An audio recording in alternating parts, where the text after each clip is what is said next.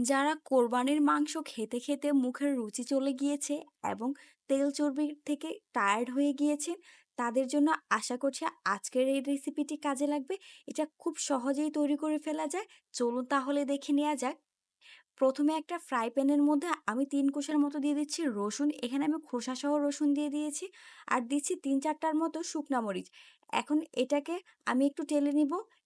টালার জন্য এখানে আমি সামান্য একটু সরিষার তেল দিয়ে নিচ্ছি। সরিষার তেল দিয়ে এটাকে অনবরত নেড়েচেড়ে আমি একটু ভালো করে টেলে নিচ্ছি।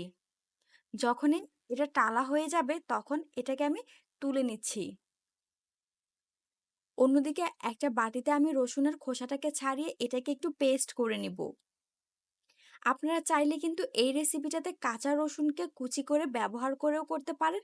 তবে আমার কাঁচা রসুনের ফ্লেভারটা পছন্দ না বিধায় আমি এটাকে একটু টেলে নিয়েছি।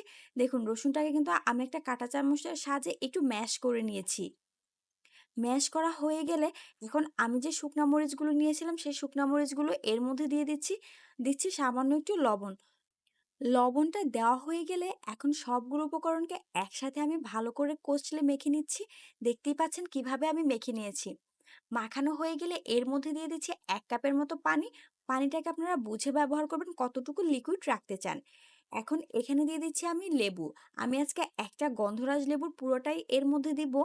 আপনারা কতটুকু টক পছন্দ করেন সে অনুযায়ী কিন্তু বাড়িয়ে কমিয়ে এখানে লেবুটা ব্যবহার করতে পারেন।